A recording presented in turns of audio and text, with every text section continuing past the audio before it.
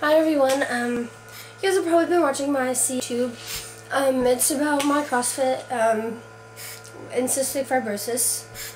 And, I have been asked to talk about something other than that, but on a side note, I don't all, suffer from just cystic fibrosis. I suffer from severe depression as well.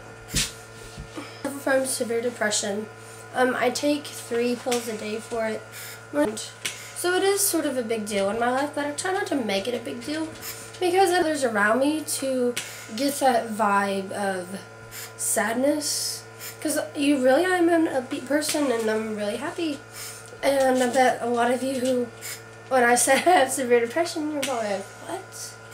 But yeah, backstory coming forward of how I got so depressed. So I'll let you know a little bit more about me. So here we go. Sort of back in high school, I had one best friend. Her name was Courtney.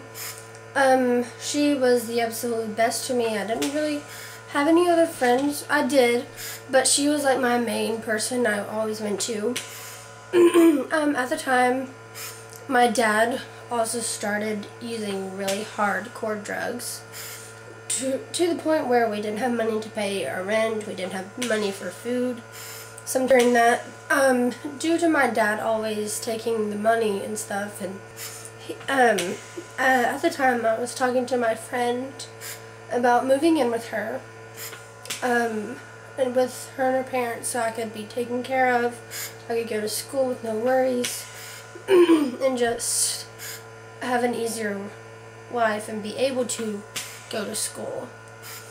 Well, 3 months into that, 2 or 3 months into school, one week we started talking about me moving in, and she went on to a religious camp, and while she was heading there, they got into a car crash, and my friend died, and she burned. So it was like my one friend died, and I had nowhere to go. Like, I did, but it's like my hope of everything getting better sort of just crashed right before my eyes. And yes, I did have a boyfriend of 3 years at this time, but my boyfriend was also very abusive to me. He would always call me names, be very, very mean to me.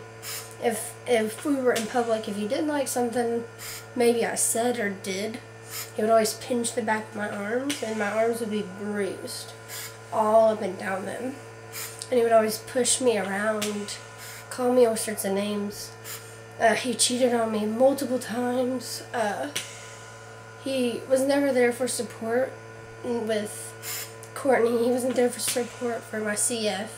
He wasn't there to support my dad. He was not really a boyfriend or someone I could go to. It was a very rough process. He did a lot of bad things to me, I'm gonna say, and like, it is still hard to get over, and I am over it, but it still stays in the back of my mind. Like, a lot of you probably at CrossFit gym has noticed, like, this scar right here. That's where one time he burned me because he got mad at me, and I look at the scar with like sadness, and just looking back, it makes me sad because I should have never put up with something like that. So that's where that went with that. We ended up breaking up after 3.5 years, and then after high school I got a job, and I was going to move out from my parents. I got me an apartment, and I met somebody else, actually. He was from a different country. His name was Christian. He was from Colombia, and I met him, we had a long distance relationship. Like, we would go 8 to 6 months without seeing each other, all the way down to 3 months. So I sort of got us an apartment, and my parents were moving out of their house and they didn't have anywhere to go. And of course, the person I am, I'm very thoughtful, and like, I think of everybody, and I want everyone to be taken care of. So I let my parents move in with me, and put my mom's name on the lease. Keep that in mind. I put my mom's name on the lease so she could have the key also, and be able to take care of things like if I wasn't able to, because I worked 3 jobs at the time. And they said, oh, we'll split the rent with you, and my dad's addiction problem just kept getting worse and getting worse and worse, and I didn't know who my dad was anymore. It was probably the worst time of my life. I had to clean my dad up. I had to dress my dad. He looked at me in the eyes some nights and didn't even know who I was because he was so messed up. And that's hard, to look your dad in the eyes and he not even know who you are. That was a really rough time in my life, but I stayed because I wanted to be there for my mom, and I didn't want anything to happen to her, because I love my mom. I love my mom with everything in me, basically. So the problem with my dad, they just keep getting worse, and my mom and I was talking, and she said, I don't know how much longer I can do this. I don't know how much longer I can be with your dad. And I told her, I said, Mom, I would never want you to go through this. I would never want anyone to go through this. I said, I would not be mad if you left Dad. I wouldn't be mad at you at all. And in my family, if you divorce, it's a huge deal. And she got upset with me, I guess because she didn't want to hear that I would be okay with it. And so she went in the house and she was crying. She didn't know what to do. And my dad saw her crying and he started yelling at her, saying, why are you crying? What is your problem? I went upstairs because I was hurting for my mom, seeing her so upset. And my mom told him what was going on, and he said it's all my fault and it's all my sister's fault, and and he just said they just don't want us together. And I never said one thing to my mom and dad about his problem before. I never stood up for myself. I never did anything to backtalk.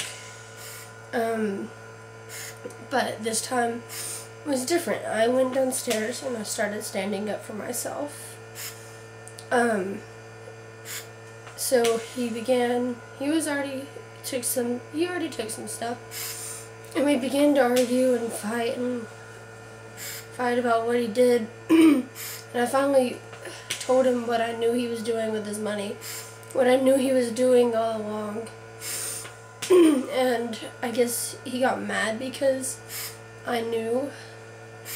And so I remember just saying, you're never there for me.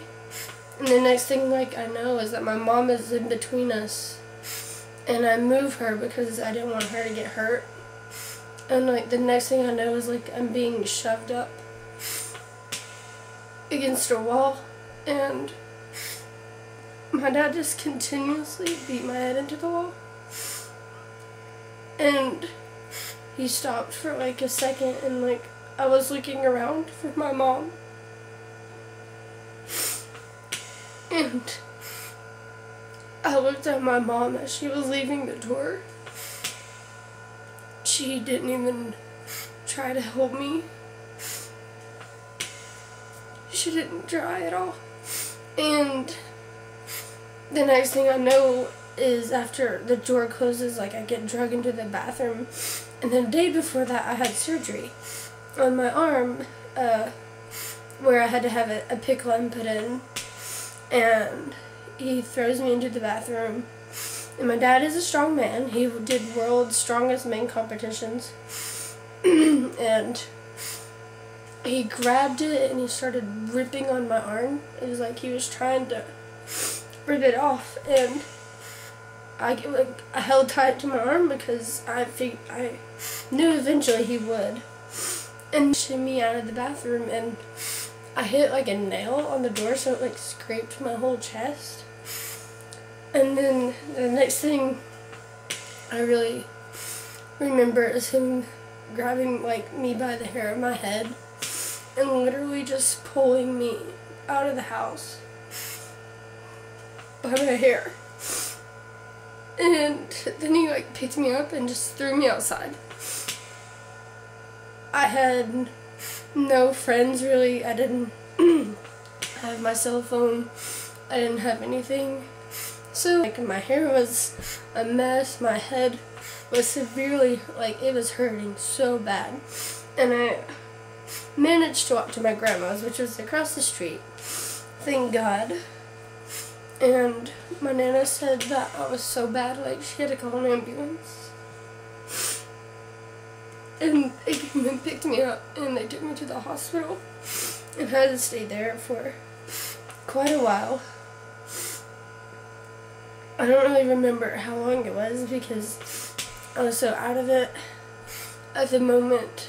I always wanted to go home straight to my mom. So I waited. I didn't have anybody come see me. My mom and dad didn't even care. They didn't care to know where I was or what happened to me. So they let me out of the hospital. So one of like the people I called, I asked if they could take me to my car. So we went and got my car after I was out.